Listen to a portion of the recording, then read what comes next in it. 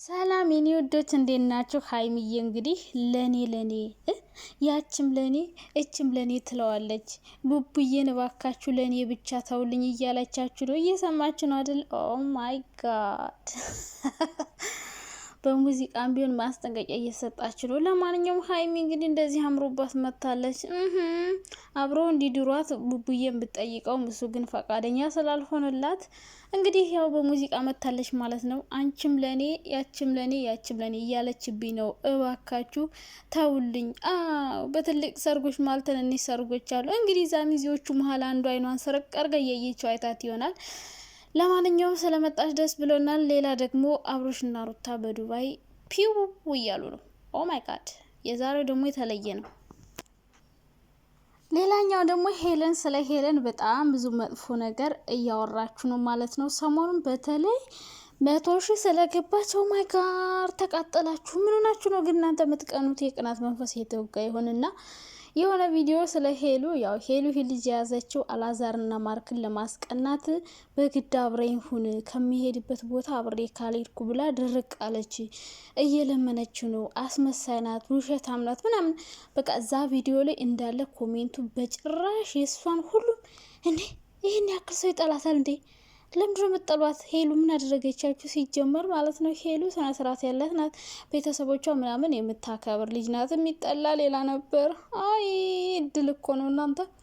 አይ አንዳንድ ሰው ግን ግንባሩ ጠማማ ነው። እና አሁን 100,000 ስለገባች ደግሞ በጣም እየተናደዳችሁ ነው አሉ። አይ መልካም መቃጠል። ከዚህ በላይ 200,000 ትገባለች። እና እንደው ሳይደርሱባችሁ ለምንድነው የምትደርሱት? እንደው ሄሉ እኮ ማለት ነው ሰው አስነካ፣ ስለ ሰው አታወራ። ካልደረሱባት አትደርስም። በቃ ሲደርሱባት ደግሞ ልክ ልካቸውን በፊት ለፊት አታስመስልም ምናምን እና ይሄን ያክል ሰው ይጠላታል ወይ ነው ያልኩ። እንደው ምን አድርጋቸው ነው? በጣም ነው የምትገርሙኝ እኮና ከመሬት ተነስተው ዝም ብለው ስለሷ መጥፎ ነገር ሲደሰኩሩ ይውላሉ።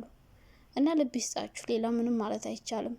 እና የኔ ውዶች የኔ ማሮች እንዴት ናችሁ? ደህና ናችሁ? በጣም ደህና ነኝ እግዚአብሔር ይመስገን። እናንተም ሰላም እንደናችሁ ባለሙሉ ተስፋ ነኝ። ለቤት አዲስ ከሆናችሁ ደግሞ ላይክ፣ ሼር፣ ሰብስክራይብ አድርጉ። ሀሳብ አስተያየት ካላችሁ ኮሜንት ላይ ማስቀመጥ እንዳትረሱ። በአዲስ ቪዲዮ ነከች ያልኩላችሁ በሀይሚዬና ስለ ሄሉ ማውራት ፈልጊያለሁ። የምር በጣም ነው ከነከረኝ ትናንት የሰማው ቪዲዮ። በቃ በጣም ይገርማል እኮ እናንተ።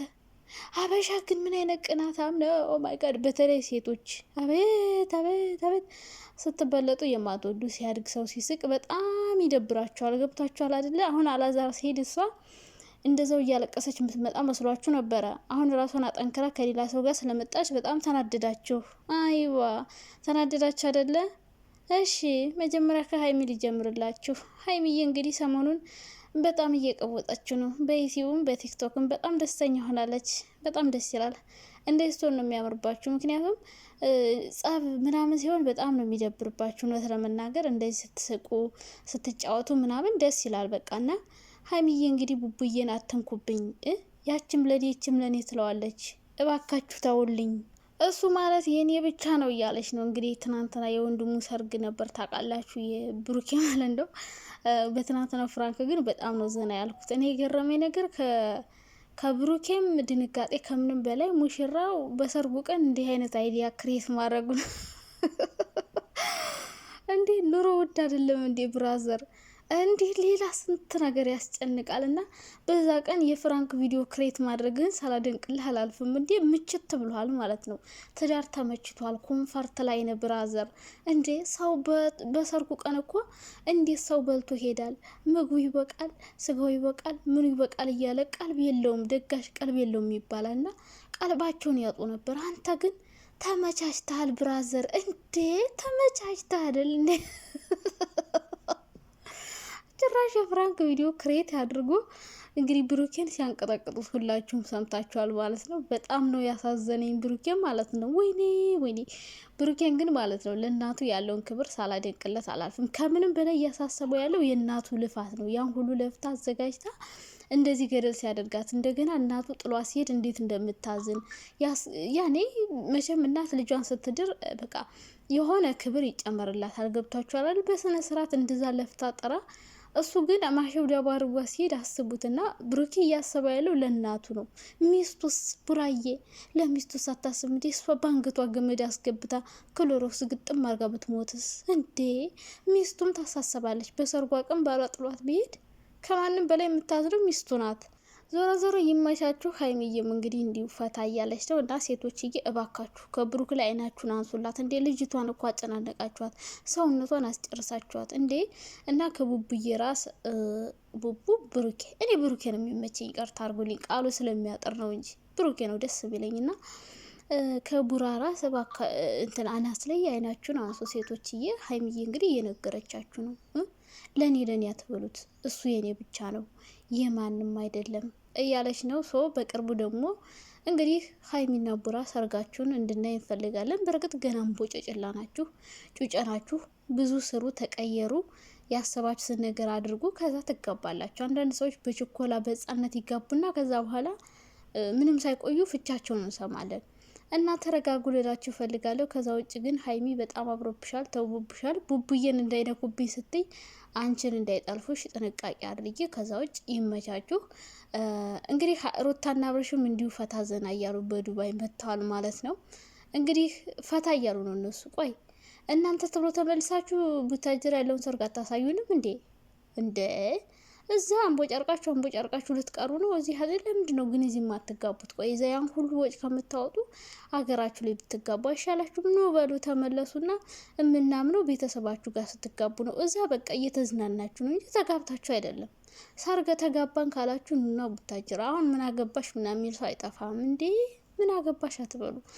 ያልገባኝን ነገር እጠይቃለሁ። ገባችሁ አይደለ?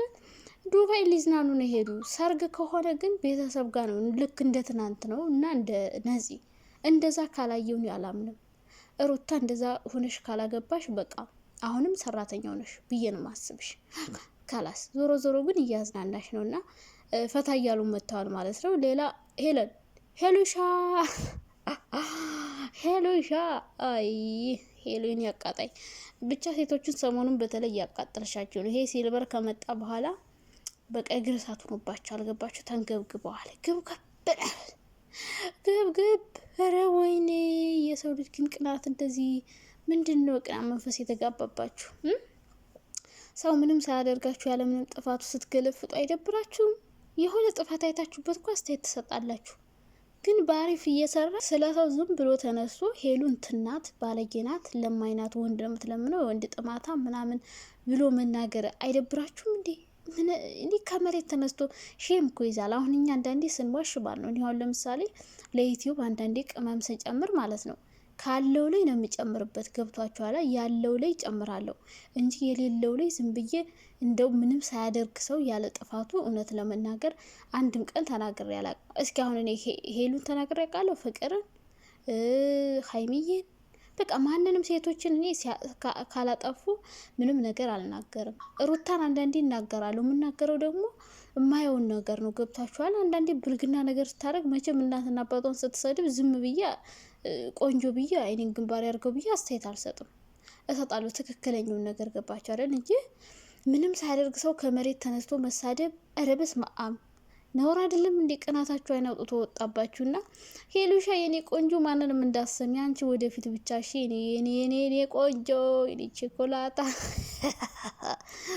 አይ አሽቃባጭ ምናምን ልትሉኝ ነው ደግሞ ምን አይነት ጣጣ ነው? አይ ለማንኛውም በጣም ነው የምወዳችሁ የኔ ማሩ።